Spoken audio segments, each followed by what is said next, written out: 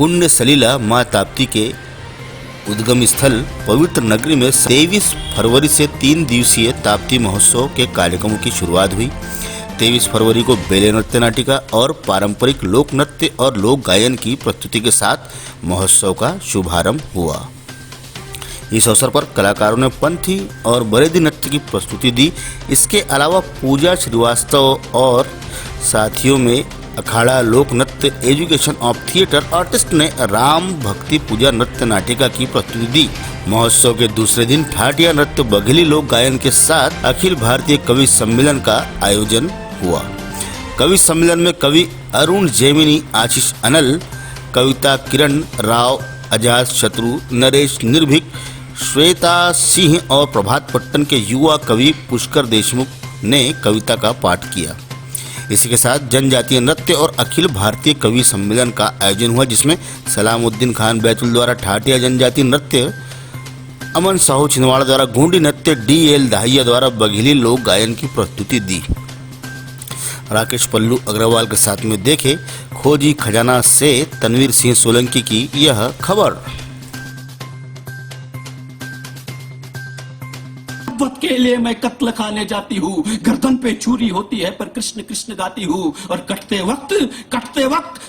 वक्त मेरी आंखों में आंसू इसलिए होते हैं क्योंकि कटते कटते भी है कृष्ण तेरी याद में हम रोते हैं, क्योंकि कटते कटते भी है कृष्ण तेरी याद में हम रोते हैं। और मित्रों, आंसुओं की पीड़ा को लिखने की कोशिश की। गाय कह रही मैं इसलिए नहीं रो रही हूँ, मेरी आंखों से आंसू इसलिए नहीं झर रहे कि अब मेरा वध होने वाला है। गाय श्री कृष्ण से कहती कि कृष्ण अब मेरे स्तनों का दूध सूख चुका है, अब मेरा गोमूत्र सूख चुका है, मेरे पास अब ऐसा कुछ नहीं बचा जो मैं तुझे आंसुओं के अलावा अर्पण कर सकूं। वो गाय के आंसू कहते हैं कृष्ण से कि कृष्ण मेरी आंखों से झरता हर आंसू तेरे चरणों में अर्पण हो जाए, कि कृष्ण मेरी आंखों से झरता हर आंसू तेरे चरणों में अर्पण हो जाए, मेरी आंखों से गिरते जल से ही कृष्ण जीते जी मेरा तर्पण हो जाए। क्योंकि ये कृष्ण जब एक एक पग मेरा कटघरे की ओर जाता है, हर पग पर मुझे सिर्फ तू ही नजर आता है। तेरी प्रतीक्षा में जब मेरा संयम डोलने लगता है, मेरी रगों में अपना भय घोलने लगता है, तब वो एक एक पग मुझे क्योजन सा लगता है। उससे निकलने वाला पश्चाप तेरे भजन सा लगता है। मेरी चित्कारें तेरी आराधना करती है, मेरी तीव्र सांसें तेरी प्रार्थना करती है।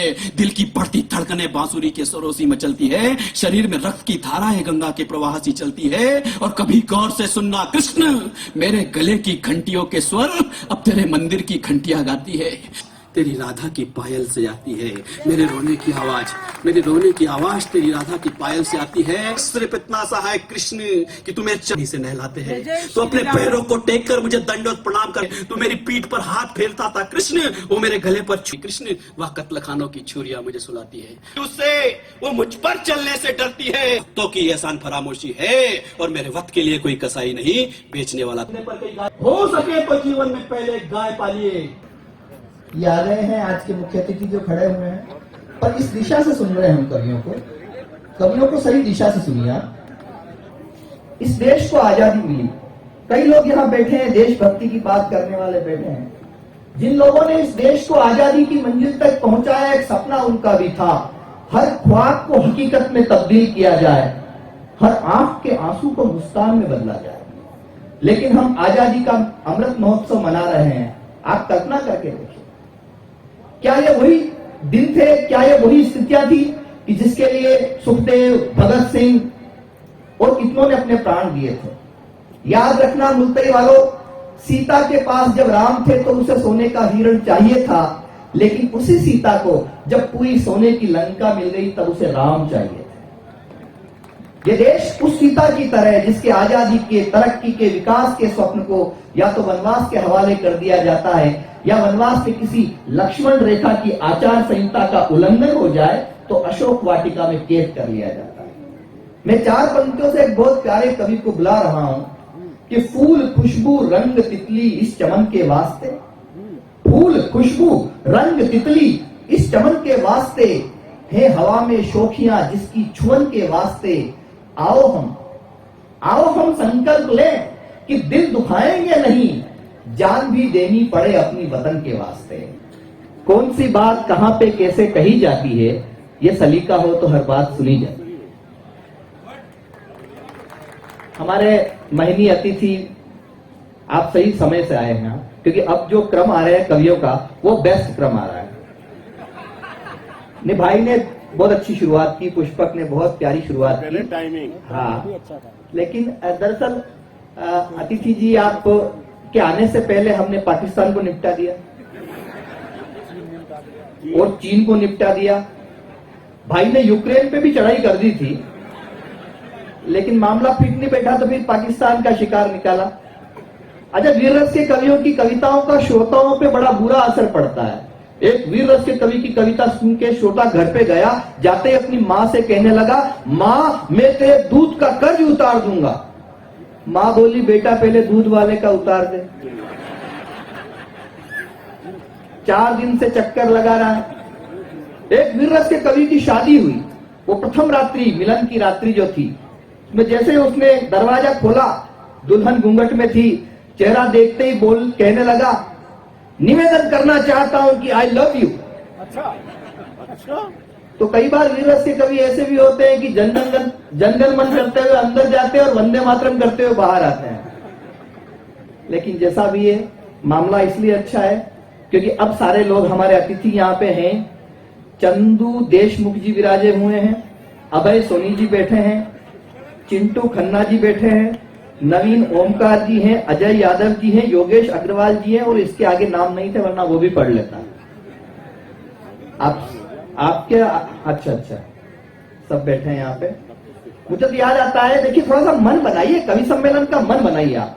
वो रावण जब सीता का हरण करने गया वेश बदल के, तो कुटिया के बाहर पहुंचा, जाते कहने लगा, भिक्षांदेही माते, भिक्षांदेही माते। सीता कुटिया से बाहर आई तो बोला, सीता ने बोले लक्ष्मण रेखा पार करो। सीता ने लक्ष्मण रेखा पार की तो रावण बोला, हा हा हा मैं भिक्षुक नहीं, दुष्ट रावण हूं।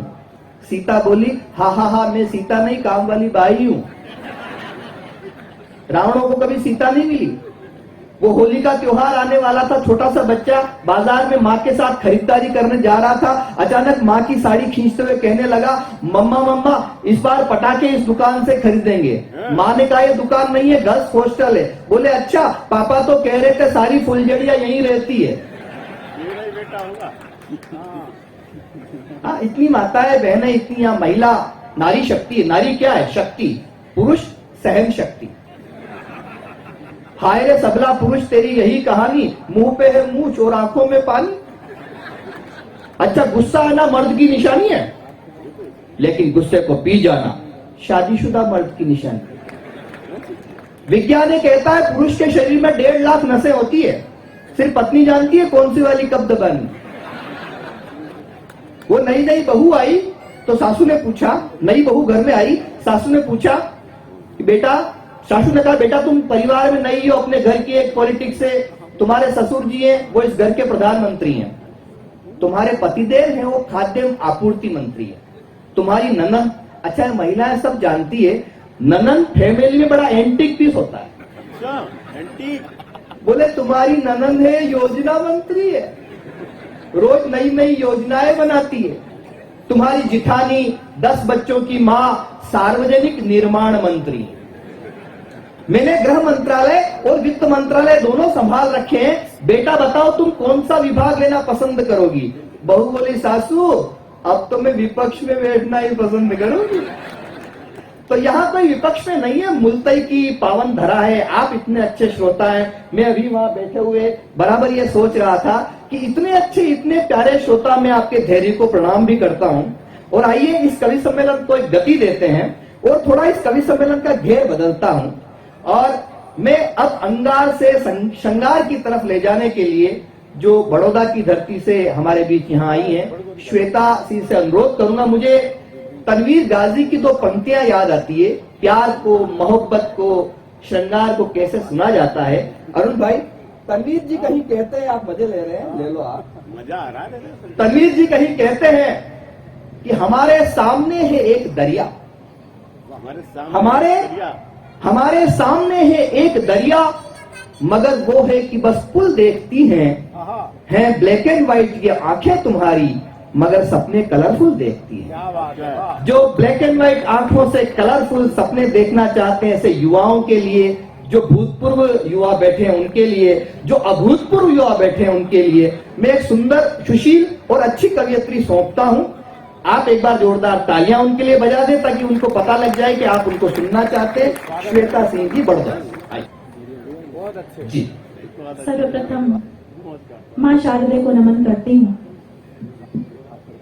मंच पर बैठे सभी प्रबुद्ध लोगों को प्रणाम कर रही हूँ। लौह पुरुष सरदार वल्लभ भाई पटेल की संस्कारी नगरी वडोदरा से आज मैं आपके बीच में, आपके आंगन में पहली बार उपस्थित हुई हूँ। आप सभी को तहे दिल से नमन कर रही हूँ, स्वीकार करें। वाह, आवाज थोड़ी सी बढ़ा दीजिए।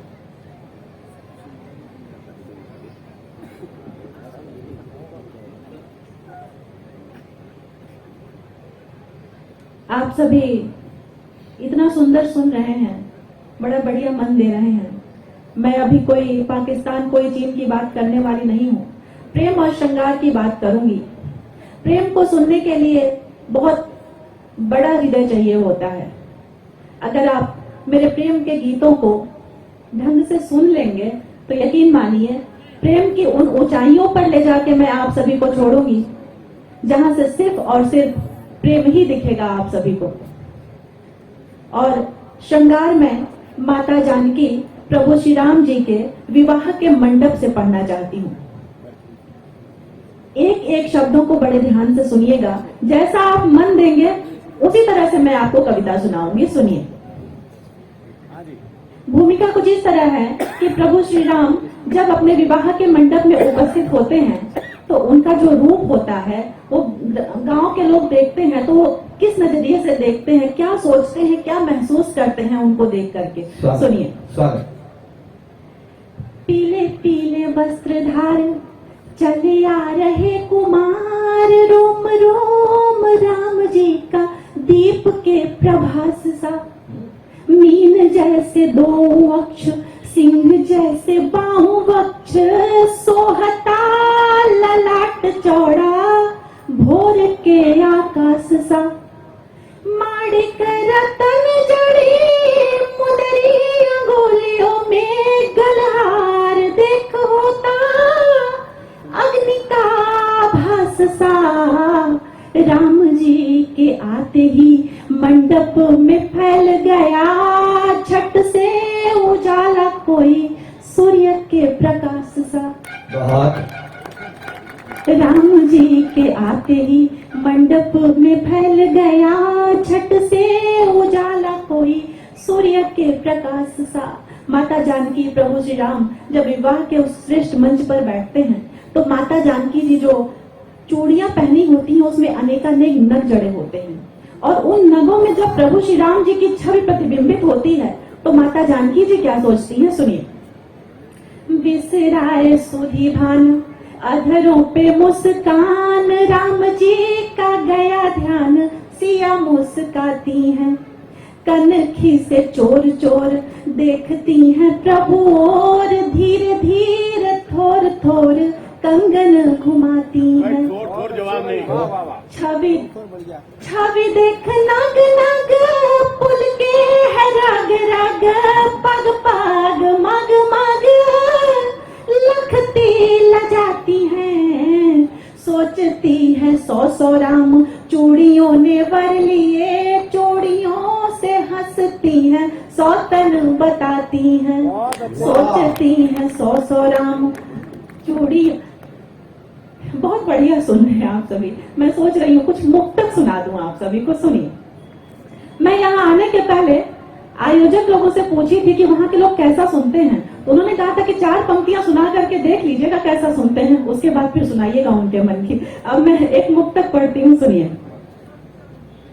यहाँ जो जान देने के लिए तैयार होता है, बस टेस्ट पता चल गया हमें।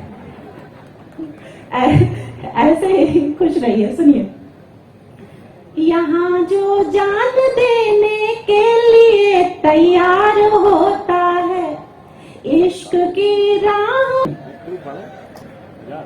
मन अब उसकी रोज परिधि में कर परिक्रमाएं, ध्यान उसी पर जाकर टिकता जैसे त्रिज्या जाए। प्रेम ज्यामिति के प्रमेय का, प्रेम ज्यामिति के प्रमेय का हृदय ढूंढता हल।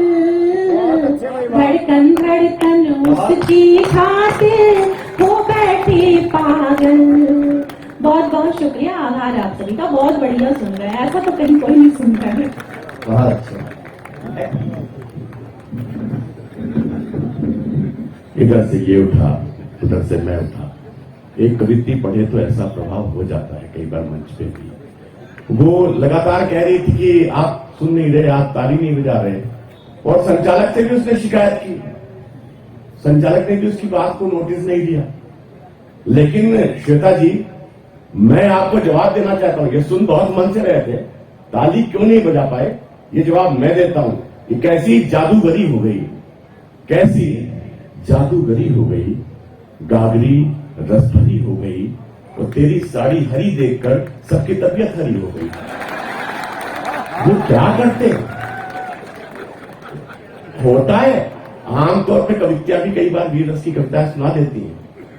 देखो, उसकी वीर रस की कविता में और कवित्री की वीर रस की कविता में एक ही अंतर होता है। जब वीर रस का कवि वीर रस की कविता सुनाता है तो ऐसा लगता है पीएससी का लाठी चार्ज, और जब कोई महिला वीर रस सुनाती है तो ये लगता है महिला पुलिस लाठी चार्ज कर रही है, एक और पड़ जाए तो भी ठीक है, चलेगा। मैं सिर्फ इतना कहना चाहता हूं, हम जानते हैं आप बहुत मन से इस आयोजन को जुटाते हैं, बहुत मन से इस आयोजन को खड़ा करते हैं, पूरा प्रशासन आपके साथ रहता है। लेकिन एक कमी है जो मुझे भी कहना पड़ेगा। मैं शायद सर्वाधिक दूरी से आने वाला कवि मैं हूं। मैं इतना ही कह सकता हूं कि वो शादी बोलो किस काम की है शादी में तू, जिस शादी में न गाई जाए कुछ गालियां, और गालियों को गाने से भी कौन फायदा है, जी जाओ क्या जिसके न होती कोई सालियां, कि जैसे फल बिन सुनी सुनी लगे डालियां, जैसे बाला सुनी सुनी लगे बिन बालियां, वैसे ही कवि सम्मेलन लगता सुना सुना, जहां श्रोता न बजाए जोरदार। अब आप इस मूड में आ गए हैं, और आइए मैं आपको सौंपता हूं उस व्यक्ति को जिसने हर व्यक्ति को एक अतिरिक्त ऊर्जा के साथ सौंपा है। मैं कतई नहीं कहना चाहता कि आप मेरे कहने से ताली बजाएं, मैं देखना चाहता हूं कि जिसने पूरी ईमानदारी से पूरी कवि सम्मेलन को जीवंत रखा है, अगर मैं उसका नाम लूं तो ये जनता कैसे ताली बजाएगी। आइए मैं नाम लेता हूं डॉक्टर राव अजातशत्रु का, वो आए और इस सम्मेलन को आगे बढ़ाएं। भाई राव,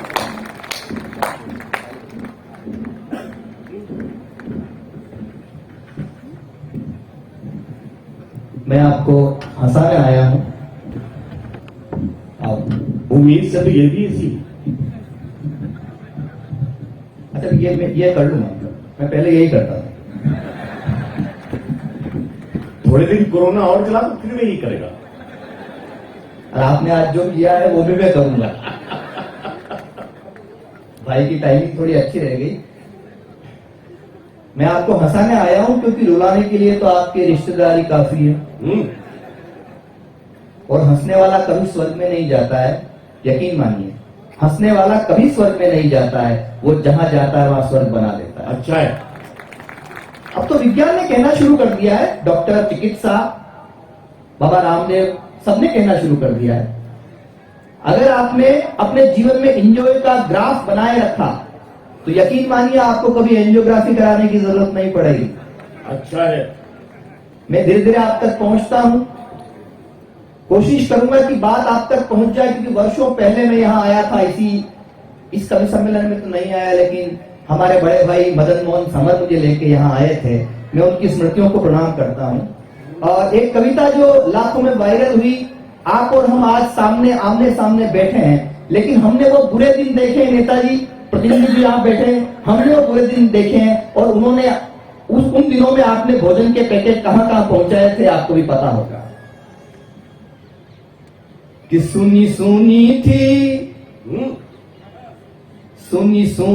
थी सड़कें सारी, छिपे थे नर नारी, कोरोना ने बेहाल कर दिया। सुनी थी सुनी सुनी थी। अब 1 घंटे तक यही पढ़ता रहूंगा जब तक कि ताली पीछे से नहीं आएगी। सुनी सुनी थी 1 2 1 सुनी सुनी थी। मुझे कोई जल्दी नहीं है। महिलाएं जितनी वो ताली बजा रही वो ऐसे ताली बजाए कि इस हाथ को खड़ा करे और ये सोचे कि ये हाथ भाई साहब का हाथ है। हाँ, सुनी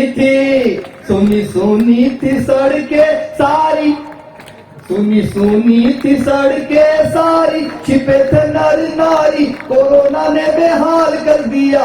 अब रक्षा करेंगे गिरधारी, उसी की बलिहारी, कोरोना ने बेहाल कर दिया।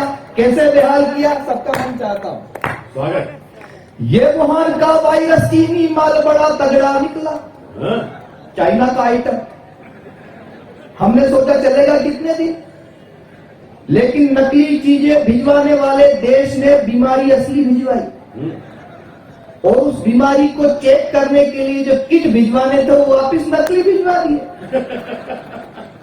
ये वुहान का वायरस चीनी माल बड़ा तगड़ा निकला, ये वुहान का वायरस चीनी माल बड़ा तगड़ा निकला। इटली में कोहराम मचाया, घर घर में लफड़ा निकला। दुनिया भर में दस्तक देकर के भूकंप मचा डाला, दुनिया भर में दस्तक देकर के भूकंप मचा डाला।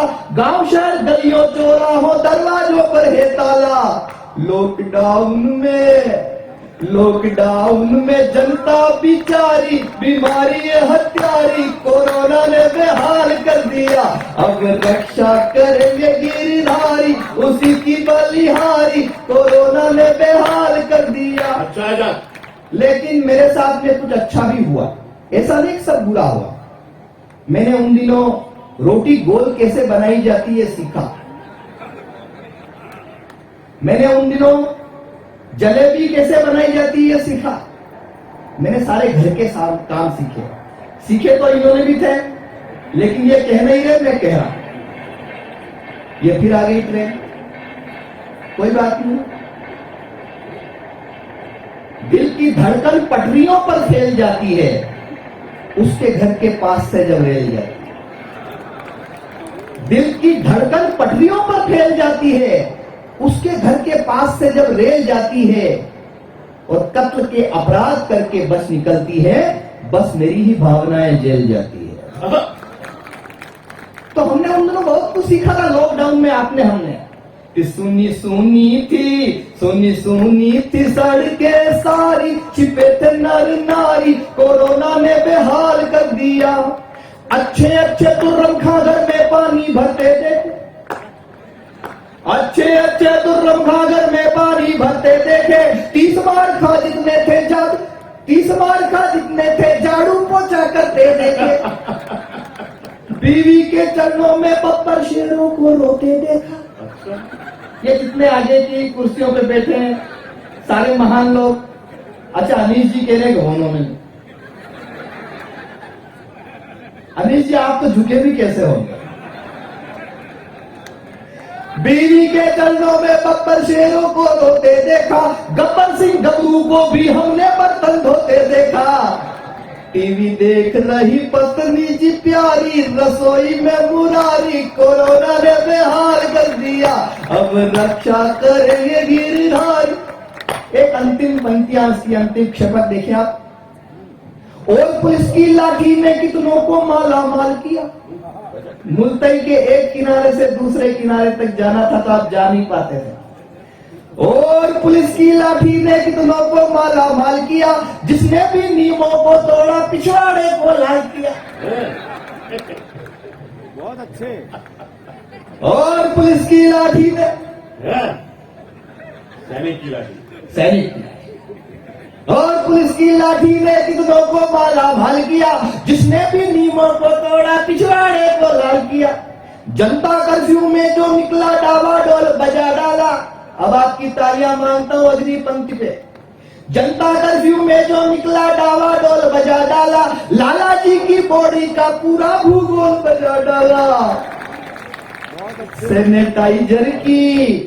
सैनिटाइजर की लाठी सरकारी खींच कर मारी, कोरोना ने बेहाल कर दिया, अब रक्षा करेंगे गिरधारी, उसी की बलिहारी, कोरोना ने बेहाल कर दिया।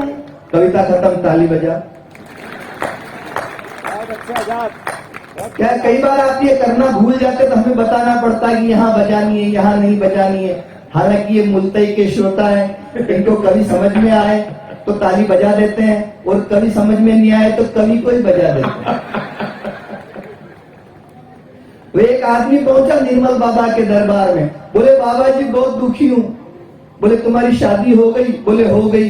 बोले कभी पत्नी के हाथ के बनाए हुए पराठों की तारीफ की है? बोले नहीं की। बोले आज घर जाके कर लेना, कृपा वही अटकी हुई है। जैसे ही घर पहुंचा, पत्नी ने 2 गरम गरम पराठे रखे, पहला ही कोर खाया, खाते ही कहने लगा वाह क्या लजीज पराठे हैं, क्या स्वादिष्ट पराठे, जी करता है जिसने बनाए उसके हाथ चूम लूं। पत्नी ने खींच के 2 चांटे मारे। बोले 10 साल से सुबह शाम खाना खिला रही हूं, कभी तारीफ नहीं की, आज पड़ोसन ने 2 पराठे क्या भिजवा दिए। आप बहुत अच्छा सुन रहे हैं क्योंकि मैं अच्छा सुना रहा हूं। हाँ, बच्चे भी ताली बजा रहे, बच्चे बहुत अच्छे हैं। आजकल ये बच्चे नहीं है, डायरेक्ट बाप पैदा होते हैं, वो भी गूगल से डाउनलोड होते हैं। एक बार तो मैंने एक बच्चे से पूछ लिया, मैंने कहा मैं पढ़ाता हूं, मैंने कहा बेटा ये बताओ सत्य और भ्रम में क्या अंतर है? बोले गुरुजी आप हमको पढ़ा रहे हैं ये सत्य है, लेकिन हम पढ़ रहे हैं आपका भ्रम है। मैंने एक बच्चे से पूछा, मैंने कहा बेटा ये बताओ शादीशुदा किसे कहते हैं? बोले शादी के बाद जो आदमी शुदा हो जाता है उसे शादीशुदा कहते हैं। एक बार एक सरकारी स्कूल में आग लग गई, सारे बच्चे खुश हो गए। बोले सबसे बड़ी टेंशन ये स्कूल था, इसी का राम नाम सत्य हो गया। लेकिन एक बच्चा रो रहा था, मैंने उससे पूछा तू क्यों रो रहा है? बोले आग स्कूल में लगी और मास्टर जी तो बाहर खड़े हैं, पेड़ के नीचे बिठा के पढ़ाएंगे। अच्छा, मैं जिस स्कूल में पढ़ने जाता था वहां में पढ़ाने के लिए एक मास्टर जी आते थे, वो बड़े ठोकू किस्म के थे। हाँ, ठोकू मतलब पीटने वाले। वो इतने ठोकू किस्म के थे कि वो घर से सोच के आते आज किसको ठोकना पीटना, और जिसको ठोकना पीटना होता उसकी तरफ देख के मुस्कुराते, जैसे मैं कोने में उधर देख के मुस्कुरा रहा हूं। अच्छा, मास्टर जी का एक ब्रह्म वाक्य, हमारे स्कूल में क्या था, एक नीम का पेड़ था, वो नीम का पेड़ का वर्कशॉप था, उसी के नीचे बच्चों की डेंटिंग पेंटिंग होती थी, और मास्टर जी का एक ब्रह्म वाक्य, चलो नीम के नीचे। अच्छा, पुराने टीचर पहाड़े पूछते थे, 10 का पहाड़ा, 15 का पहाड़ा, पहाड़े पूछते थे। तो एक दिन मास्टर जी आए, राजेंद्र पंडित, आते ही क्लास में मेरी तरफ देखा, देखते ही मुस्कुराए, बोले खड़े हो जाओ। मैं खड़ा हुआ, बोले सुनाओ 15 का पहाड़ा। मैंने कहा नहीं आता है। बोले चलो नीम के नीचे। उन्होंने नीम के पेड़ के नीचे ले जाकर मेरे साथ जो सांस्कृतिक कार्यक्रम किया, मैं 10 दिन तक स्कूल नहीं गया, लेकिन मुल्तई वालों 10 दिन के बाद जब मैं स्कूल गया तो 15 तो क्या 25 तक के पहाड़े याद कर। मास्टर राजेंद्र पंडित आए, पुनः मेरी तरफ देख के मुस्कुराए, इस बार मैं भी मुस्कुराया। मैं मुस्कुराया और मेरे कॉन्फिडेंस को ताड़ गए। बोले सुनाओ 27 का पहाड़। तो अपनी तो कुंडली ऐसी है। होली की मस्ती के कुछ दोहे सुनिए, फिर मैं आप तक पहुंचता हूं। सुनिए कि गोरी सोई सेज पे खोल घनेरे के, ऐसा रंग लगाई दे ओ दिल के रंग रेज, कभी फिर रंग न छूटे। आहा वाहा करो, ऐसे बाबा रामदेव कहते थे, आंख दबा के करने से होता है, होता है ऐसे। तो गोरी सोई सेज पे खोल घनेरे के, ऐसा रंग लगाई दे ओ दिल के रंग रेज, कभी फिर रंग न छूटे, प्यार के ढंग अनूठे। ओहो, आप वहां बैठे।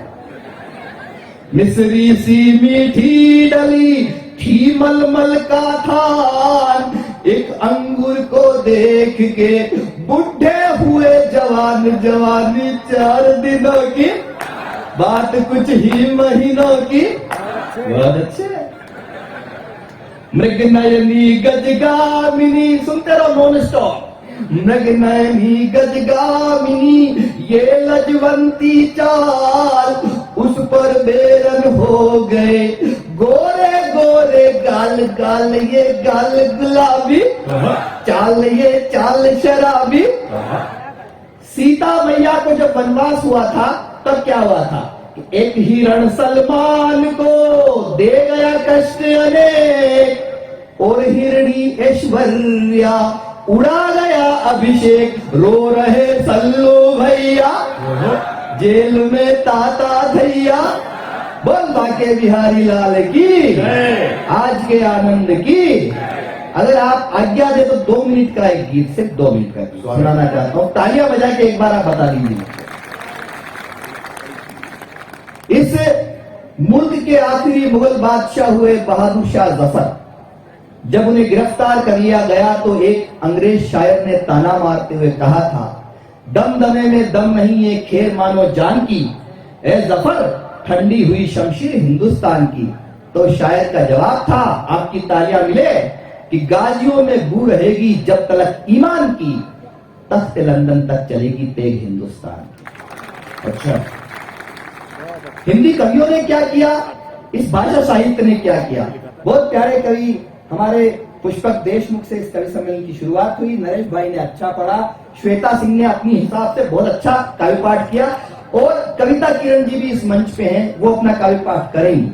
और बहुत प्यारा हमारे इस देश के 2 बड़े कवि अरुण जैमिनी जी और प्रिय भाई आशीष अनल इस मंच पे मौजूद हैं।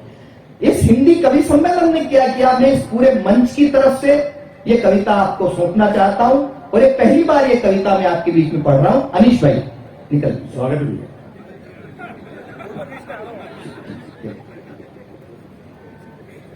आपको देख के मैं भयभीत हो जाता हूं। नहीं, और कुछ नहीं हुआ, इस बहाने सोफे ने भी थोड़ी सी सांस ले ली। वो 2 कुर्सियों पे अकेले बैठे। एक बार एक हाथी के पेट का ऑपरेशन हुआ। अब इसमें क्यों हंस रहे हो आप?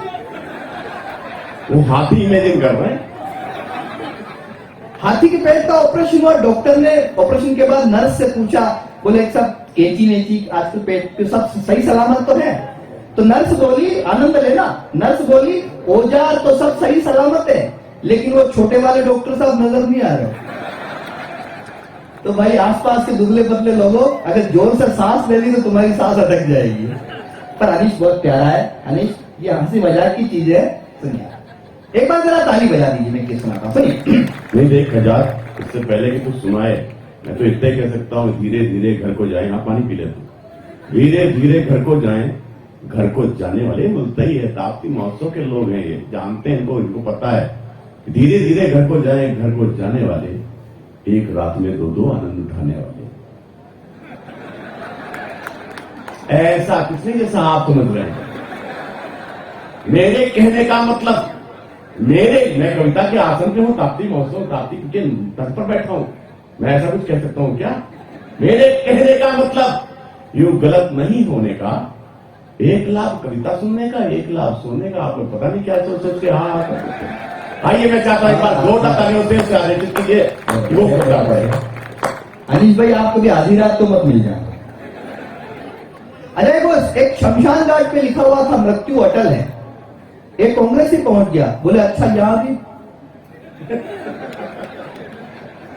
तो उस कांग्रेस ने नीचे लिख दिया, मृत्यु न अटल है न आडवाणी है, हमारी मृत्यु तो राहुल गांधी है। आनंद लीजिए बस। ये बोली तो युग बोला, ये गाई तो जग ने गाया। अच्छी कविता। ये बोली तो युग बोला, ये गाई तो जग ने गाया। इसने ही आजादी का परचम सीमा पर लहराया। वंदे मातरम बनकर गूंजी और तिरंगा थाम लिया। वंदे मातरम बनकर गूंजी और तिरंगा थाम लिया। बिस्मिल शेखर भगत सिंह मंगल पांडे का नाम लिया। पराधीनता की बेड़ी से करने को आजाद, कविता जिंदाबाद, हमारी कविता जिंदाबाद। कविता जिंदाबाद। आपकी तालियां कमजोर थी। कविता जिंदाबाद, हमारी कविता। कविता जिंदाबाद, हमारी कविता जिंदाबाद। क्यों है जिंदाबाद? हिंदी की कविता, हिंदी के कवि सम्मेलन। ये बच्चन की मधुशाला है, दिनकर का रश्मि रथ है। ये बच्चन की मधुशाला है, दिनकर का रश्मि रथ है। सूर कबीरा तुलसी मीरा सबका ही ये तीरथ है। सूर कबीरा तुलसी मीरा सबका ही ये तीरथ है।